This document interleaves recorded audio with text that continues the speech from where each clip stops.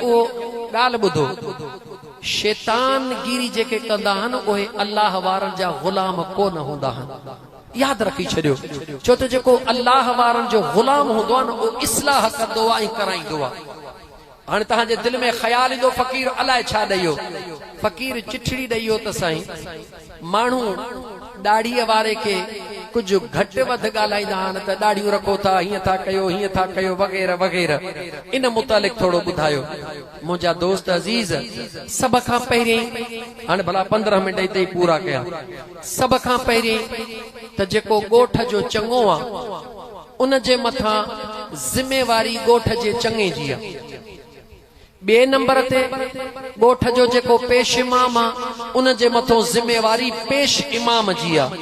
ॻोठ जे चङे जे मथां ज़िम्मेवारी आ त हक़ जा फ़ैसला करे। ॻोठ जे चङे जी ज़िम्मेवारी आ त पंहिंजनि ऐं परावन में अदल इंसाफ़ में फ़र्क़ न करे, सॼे ॻोठ खे हिकिड़ी नज़र सां ॾिसे। इहा ॻोठ जे चङे जी ज़िम्मेवारी आ। पेश इमाम जी ज़िम्मेवारी आ त अल्लाह मूंखे पेश इमाम बनायो आ। रईस बि मुंहिंजे पोयां, ग़रीब बि मुंहिंजे पोयां। उन जे मथां लाज़िमी आ त मुंहिंजे मदीने वारे मीर जे शरीयत ऐं सुन्नत जो हया करे। अल्लाह जे ज़ात जा बानो याद रखी छड़ियो जडे हुजूर जी सुन्नत मुंह ते हुंदी। आशिक राजपर ताहिरी वेठो आ, मथे ते महबूब मदीने वारे मीर जे सुन्नत वारी दिस्तार आ, मुंह ते हुजूर जी सुन्नत आ।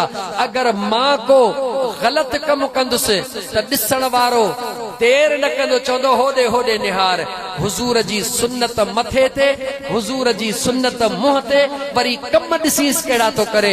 याने मुंहिंजे ज़ात ते अटैक न कंदो पर हू अटैक कंदो मुंहिंजे मदीने वारे घोट जे सुन्नत ते। त मुंहिंजा दोस्त याद रखो जेको आशिक हूंदो आ उहो पंहिंजो सिर कलम कराए छॾींदो पर महबूब जे मथां कख बि बर्दाश्त न कंदो आ। जंहिंजे चेहरे ते हुजूर जी सुन्नत इश्क में रखियल हूंदी, हुजूर जी सुन्नत मुहब्बत में रखियल हूंदी, उहो पंहिंजो किरदार अहिड़ो भलो कंदो जो केर उन ॾे चीच न खणी सघे। हा अगर को चीच खणे तो ग़लतीअ मां त मां नालो वठां कंहिंजो, हज़रत ख्वाजा हसन बसरीअ जो सल्लल्लाहु अलैहि या रसूल अल्लाह वसल्लम अलैका या हबीब अल्लाह। हज़रत ख्वाजा हसन बसरीअ जहिड़ो साहिबे कमाल अल्लाह जो सालिह बानो हिकड़े शख्स बदमाशी कंदे, बेहयाई कंदे, टोक ठठोल कंदे बकर काहियो पियो वञे। सोहणे हज़रत ख्वाजा हसन बसरीअ ॾे निहारे चवण लॻो, ऐ हसन ॾे ख़बर। पाण बीही रहिया, चवे तो ॾे ख़बर तुंहिंजी हीअ दाढ़ी भली आ या मुंहिंजे बकर जी हीअ दाढ़ी। वॾे बकर खे थींदा न हेठो थोड़ी हथ विझी चई मुंहिंजे बकर जी दाढ़ी भली आ या तुंहिंजी दाढ़ी भली आ। मूं जहिड़े मौलवीअ खे चवे त हिते हिकिड़ो ई रखेसि त साहो ई न खणे। इहो सच आहे या न? तो वरी मुंहिंजे मथां हमलो कयो, लेकिन अल्लाह जे कामिल वलीअ जो जवाब निहार, निगाहे वलीअ ॾे निहार। सोहणे ख्वाजा हसन बसरी जे अखिड़ियुनि में लुड़क लड़ी आया, अखिड़ियुनि में लुड़क लड़ी आया। निहारे पाण फरमायो जवाब ॿुध, पाण फरमायो बच्चा ओ बचड़ा जे कॾहिं हसन बसरीअ जो ईमान ते ख़ात्मो बिल ख़ैर रब फरमायो, कलमे वारो मौत रब नसीब कयो, मरण वक्त मदीने वारे मीर जो दीदार थियो त हसन जी दाढ़ी भली आ। पर जे मरण वक्त कलमो नसीब न थियो त पो हसन जे दाढ़ीअ खां तुंहिंजे बकर जी दाढ़ी भली आ। एडो वडो जवाब ॾिनो। राज कहिड़ो हो पाण ॿुधाइण चाहियूं। ऐ दुनिया वारो, ओ दुनिया वारो, जेकॾहिं हुजूर जी सुन्नत रखी ऐं मुंहिंजे मुस्तफ़ा जे शरीयत जो हया कंदउ त मुझो अल्लाह तव्हां के दुनिया में त इज्जत दींदो पर तव्हां जो खात्मो ईमान ते जरूर फरमाईंदो। पर जे कदे मुझे मदीने वारे मीर जो मुझा दोस्त लिबास ढके, सिंधी में चवंदा त मुंह में मुल्ला अंदर में इब्लीस, अल्लाह जी ज़ात पनाह में रखे। जे कदे मुंह पांजे के अलग करे ऐं अंदर में हिकिड़ो सवाल कया, मुआमिलो दाढ़ीअ जो नाहे, मुआमिलो हुजूर जे निस्बत जो आहे। मुआमिलो दाढ़ीअ जो नाहे, मुआमिलो हुजूर जे निस्बत जो आहे। दाढ़ी त हिन सुहारी जे वारनि खे चइबो आहे, इहा दाढ़ी त सिखनि खे असां खां वॾी मौजूद आहे। पटको सिख पायो, पटको फौजी सिख बि पाईंदो आहे, आम सिख बि पाईंदो आहे, दाढ़ी बि रखंदो आहे, पर उनखे न की उहा दाढ़ी फ़ाइदो ॾींदी, न की हो पटको फ़ाइदो ॾींदो। छो? हुनखे पटको आहे पर पंहिंजे सिखनि जी पर्रा, हुनखे दाढ़ी आहे पर पंहिंजे गुरूअ जी पर्रा। मुस्लमान खे दाढ़ी हूंदी आहे, मुंहिंजे मदीने वारे घोट जी सुन्नत हूंदी आहे। मुस्लमान जी दिस्तार हूंदी आहे, मदीने वारे मीर जी सुन्नत हूंदी आहे। इन जो सवाब ऐं इज्जत ॿिनि लफ़्ज़नि में ॿुधायां। दिस्तार पाए निमाज़ पढ़, हिक निमाज़ जे एवज़ 25 निमाज़ुनि जो सवाब। पेश इमाम दिस्तार पाए निमाज़ पढ़ाए, हिक निमाज़ जे एवज़ जमायत खे बि 25 निमाज़ुनि जो सवाब। पर जन खे सुन्नत सां प्यार न हूंदो आहे, उन्हनि जी निशानी थो ॿुधायां। ट्राल कुल्हे ते पियो हूंदो आहे, जॾहिं निमाज़ पढ़ंदा मथे ते टोपी हूंदी, टोपीअ जे मथां न ॿधंदा, ट्राल लाहे मुसल्ले खे छंडे मुसल्ले ते रखी गोॾा उन ते रखंदा, छो त उनखे हिकिड़ी निमाज़ खपे, जे ॿधर त 25 निमाज़ मिली वञनि। अच मुझे मदीने वारे मीर जे हिन दाढ़ी मुबारक जे सुन्नत ते, हिन सुन्नत जी ताकत कन खोले ॿुध, कन खोले ॿुध ओ ॻोठ माही खान जे पट ते वेहण वारा। हिन वक्त जे कॾहिं इमरान खान हिते मौजूद हुजे, आसिफ बाजवा मौजूद हुजे, वजीर आला मुराद अली शाह मौजूद हुजे, सिंध जो वॾो वज़ीर, आर्मीअ जो चीफ, मुल्क जो वज़ीर आज़म, भला सदर उलवी साहब आरिफ खे बि खणी गंढ, छो त सभई तक़रीबन हिकु हिकु जहिड़ा लॻंदा आहिनि। चइनी खे बिहार, पर जॾहिं इशा जे निमाज़ जो टाइम थींदो, मुराद अली शाह बेशक आहे त सैयद सगोरो, पर मुसल्ले ते कोन बीहंदो।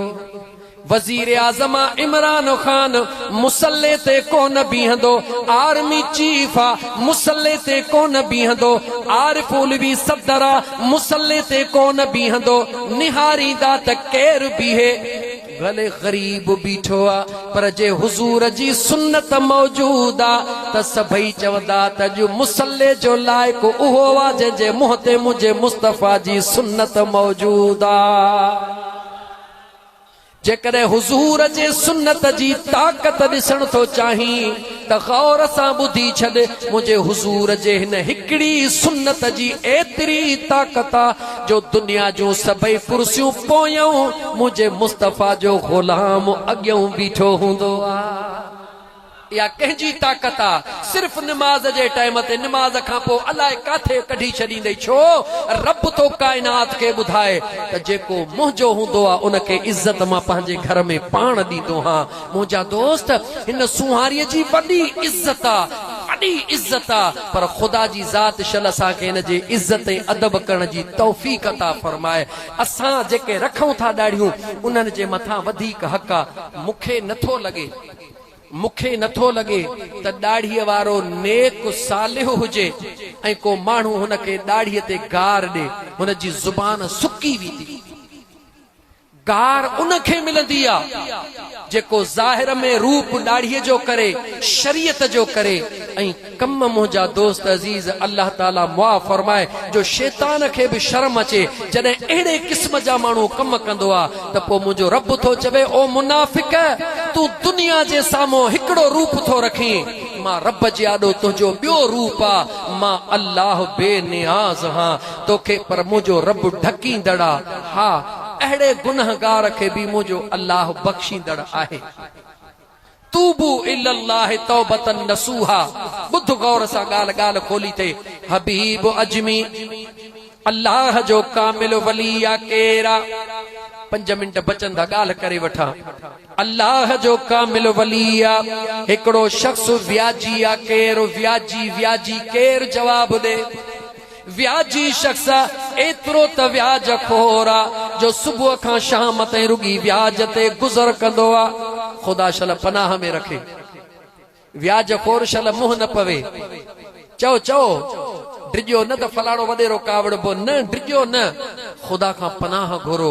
वो जेको पलीत जानवर आहे न उहो बि चवंदो मौला सुबुह सां को व्याज खोर मुंह न लाइजा। जेतिरो थी सघेव व्याज खोर जे दर जो पाणी बि न पियो। यादि रखो उन में बरकत कोन्हे, वॾी हरकत आहे। व्याज खोर सुबुह जो सवेल निकितो, पैसा न मिलिया, लूण खयई, ॿिए हंधि वियो पैसा न मिलिया, मिर्च खयई, टे हंधि वियो पैसा न मिलिया, अटो खयई, सामान खणी ज़ाल खे ॾिनई पचाए। मुंहिंजा दोस्त अज़ीज़ उहा मानी व्याज जे पैसनि जी खाई, वरी व्याज ओ गाड़ी करण लाइ निकितो। तवजह कजो, जॾहिं राणो रीझंदो आ त का वाट खोले ॾींदो आ। जॾहिं राणो रीझंदो आ त का वाट खोले ॾींदो आ। रीझे छाते थो मर्ज़ी उन जी आ। निकितो ॿाहिरि, जॾहिं ॿाहिरि निकितो त को जानवर उञायल दहूं पियो करे। हुयो त व्याजी, पर दिलि में ख़्याल कयई हे जानवर आ पाणीअ जे लाइ ॿधो पियो आ, दाहूं थो पियो करे। हिक हिकायत में हो त जानवर खे घुटो अची वियो हो, मालिक ॿधी हलियो वियो। हिन जे दिलि में ख़्याल आयो, पंहिंजे सवारीअ तां लही करे उन जानवर जो घुटो खोलियई, हुन साहु खयो, उनखे थोरो पाणी पियारे, अमल एतिरो कयई यारो राज़ी थी वियो। जॾहिं राज़ी थींदो आ राणो तॾहिं इंसान खे बनाईंदो आ सियाणो, पो कोन थींदो आ अयाणो। हाणे अॻिते वञे थो पियो, अॻिते ॾिठई त हिकिड़ा नंढड़ा ॿार रस्ते में रांदि पिया खेॾनि। जीअं माही खान ॻोठ जे ॿाहिरों मिटी रस्ते ते लॻी पई आ, रांदि पिया खेॾनि। हिन खे ईंदो ॾिसी हिक ॿिए खे चवण लॻा जहन्नमी शख्स पियो अचे, दोज़ख जी बाहि पई अचे। भॼो भॼो परे थियो। नंढड़ा ॿार रस्तो छॾे बीही रहिया। हिन जे दिलि में ख़्याल आयो व्याजी त मां आहियां, पर हे इलाइक़ो नओं आ। हिन नंढड़नि ॿारनि खे कंहिं ॿुधायो त मां व्याज खोर हां, मां जहन्नम में वेंदुसि। बीही रहियो। ॿार हिक ॿिए खे ईअं चई करे तकड़ा पंहिंजे ॻोठ ॾांहुं हलिया विया। हे अॻिते वञे बि थो पियो, दिलि में ख़्याल कंहिंखे ईंदा आहिनि चो राणो राज़ी थींदो आ त सियाणो कंदो आ। जेते राणो थींदो आ राज़ी उनखे बनाईंदो आ मुंहिंजा दोस्त अज़ीज़ पंहिंजे दर जो गाज़ी। हे अॻिते वञी रहियो आ, दिलि में ख़्याल थो अचे, दिलि में ख़्याल थो अचे कंहिंखां पुछां हे केर हुया। ईअं चवंदे चवंदे हबीब अजमीअ जी अॻियों दरबार थी अचे। हिक हिकायत मुताबिक़ हज़रत ख्वाजा हसन बसरीअ जे दरबार में आयो। जीअं जो दरबार में पहुतो ॾिठई त हबीब अजमी या ख्वाजा हसन बसरी ॿिन्ही मां हिकिड़ो बुज़ुर्ग उथी इस्तक़बाल में बीठो। हे परेशान थी वियो, निहारे चवे थो साईं मूंखे ॻाल्हि सम्झ में नथी अचे, मां व्याजी हां, व्याज खाई निकितो हां, व्याज जे इरादे सां निकितो हां। रस्ते में ॾिठमि नंढड़ा ॿार मूंखे ॾिसी करे चवनि पिया जहन्नमी पियो अचे, जहन्नमी पियो अचे। परेशान हाल में हिते आयो हां, तव्हां वरी हेॾी अॼु मूंखे इज़त था ॾियो। हूअं मूंखे अचण कोन ॾींदा हो, मिलंदा कोन हुयो, अॼु मूंखे इज़त पिया ॾियो। पाण निहारे फरमायो अॼु नालो त तुंहिंजो साॻियो आ, फर्श ते तुंहिंजो नालो अञा साॻियो आ, पर अर्श ते रब तुंहिंजो नालो बदलाए छॾियो आ। चवे थो साईं फर्श ते साॻियो, अर्श ते कीअं बदिलजी वयसि। पाण फरमाइनि था ॾे ख़बर कंहिं ते रहम कयो अथई, कंहिं ते रहम कयो अथई। गाल विसरी वई अचानक याद आई चईसे ॿियो त कुझु न अचा पयो हेॾे रस्ते में व्याज वठण जानवर हिकिड़े के घुटो आयो पयो हो पंहिंजे सवारीअ तां लथुसि दिलि में अहसास थियो त साह वधी शइ आहे उन जो घुटो कढियमि उनखे पाणी पियारियई चईसे उञारो हुयो पाणीअ जो ढुकड़ो पियारियो मांसि पाण फरमायो तो फर्श ते पाणी पियारियो अर्श ते तुंहिंजो दफ़्तर धोपी वियो अर्श ते तुंहिंजो दफ़्तर धोपी वियो चई साईं हो नढड़ा ॿारड़ा मूंखे जहन्नमी पिया चवनि पाण फरमायो अर्श ते तुंहिंजो दफ़्तर धोपी वियो आहे अञा फर्श ते ख़बर कान पहुती आहे इहे फर्श जा मलाइक हुया जेके तोखे जहन्नमी सचो सॾे रहिया हुया तां करे चवे थो साईं जेको अर्श ते धोपी वेंदो आहे उहो फर्श ते कीअं धोपंदो आहे पाण फरमायो सची तौबा कर अज सच्ची तौबा कर हथ हथ में दई बैयत कर वायदो कर त ऐ ख्वाजा हसन बसरी जन दे जेतिरो भी कर्जा मां उन्हनि सभिनी खे कर्ज मुआफ़ करे छॾियो अल्लाह मूंखे वरतल व्याज मुआफ़ करे सच्ची दिलि सां तौबा कर रोई चवे थो साईं मूं सच्ची दिलि सां तौबा कई सभिनी खे मूं मुआफ़ कयो पाण फरमायो मोटी वञ वरी तो अर्ज़ करे सोहणा मोटी त वञा पर इन ॿारनि खे केरु समझाईंदो ख्वाजा हसन बसरी फरमायो अघारो अर्शन ते होको अची वियो हो हाणे फर्शन ते बि होको अची वियो आहे त जन्नती जवान अची रहियो आहे मोटियो साॻे रस्ते सां परे खां ॾिठई त साॻिया बचड़ा रांदि पिया खेॾनि रांदि खेॾंदो ॾिसी तकड़ो तकड़ो आयो ॿारड़ा ॾिसी हिक ॿिए खे चवण लॻा अली गोहर माशाअल्लाह जन्नती जवान पियो अचे साईं मामा जन्नती जवान साहब खान जन्नती जवान काइम फ़कीर जन्नती जवान परवेज़ जन्नती जवान हाफ़िज़ मोहम्मद अली जन्नती जवान हिक ॿिए खे चवण लॻा निहारे चवे थो हाणे ख़बर पई आहे तव्हां सूरत इंसानीअ में हो मगर फर्श जा फरिश्ता हो गुम थी विया जीअं घर पहुतो त अल्लाह जो कामिल वली हबीब अजमी मुबारक ॼणायो त जॾहिं तूं घर खां निकिते अल्लाह तो ते रहम कयो जहन्नम मां रब तुंहिंजो नालो कढी जन्नत वारनि में रब तुंहिंजो नालो लिखी छॾियो आहे ऐ इंसान खता जो घर आहे इंसान खां ग़लती थींदी आहे इंसान ग़लतीअ जो घर आहे अल्लाह बख़्शींदड़ आहे हा यकीन सां चवां थो जेकॾहिं अल्लाह जे दरबार में इंसान सच्ची तौबा करे रब जो क़ुरान चवे तो तूबू इल्लल्लाहि तौबतन नसूहा बाना तो सच्ची तौबा कर मां रब तोखे मुआफ़ कयां मां यकीन कामिल सां तो चवां जंहिंखे न अल्लाह मुआफ़ कंदो आहे पोइ जेके माण्हू न उनखे गारियूं ॾींदा हूंदा उहे उन ॾे निहारे उन जा हथ न चुमन त मुंहिंजो आशिक़ फ़क़ीर नालो लाहे छॾे जॾहिं यार राज़ी थींदो आहे त बेड़ो पार करे छॾींदो आहे मुंहिंजा दोस्तो अज़ीज़ो ॻोठ माही खाना ओठो वारो 2 कलाक टाइम शाबस आहे तव्हांखे कीअं मस्तनि वांगुरु वेठा हो अल्लाह तव्हांजे घरनि खे आबाद करे अल्लाह तव्हांजे दिलनि खे आबाद करे अल्लाह तव्हांजे ज़मीनुनि खे आबाद करे ऐं मुस्लमानो ये आखिरी वक्त आहे क़यामत जूं निशानियूं पधरी थी चुकियूं आहिनि काई ख़बर कोन्हे अचो त हिक ॿिए सां कुर्ब वधायूं मरी वेंदो पोइ हिक ॿिए जे कुल्हेड़ ॾेई करे ही ॾाढो भलो इहा इही करण जे बजाए मरण खां पोइ हे ॻोढ़ा वागूअ वारा ॻाढ़ण जे बजाए अचो त जेरे हिक ॿिए खे भाकुर पायूं अल्लाह जो कुरान फरमाए थो व इन तुस्लिहू बैनन नास जेको ॿिनि विढ़ियलनि जे विच में ठाह कराईंदो आहे अल्लाह उन जो जन्नतनि में नालो लिखी छॾींदो आहे ॿिनि खे वेढ़ाए न ॿिनि विढ़ियलनि जे विच में ठाह कर हा मुंहिंजा दोस्त अल्लाह जे रज़ा जे लाइ अल्लाह जे महबूब जे रज़ा जे ख़ातिर वञी हली वञी कंहिंखे मुआफ़ कर हली वञी कंहिंसां प्यार कर ज़िंदगीअ जी काई ख़बर नाहे हींअर वेठा आहियूं साह खयो आहे हेठि वेंदो अलाए अॻे ई पसाह पूरा थी वेंदा इन ज़िंदगीअ ते कोई एतबार नाहे इन दौलत ते एतबार न कर इन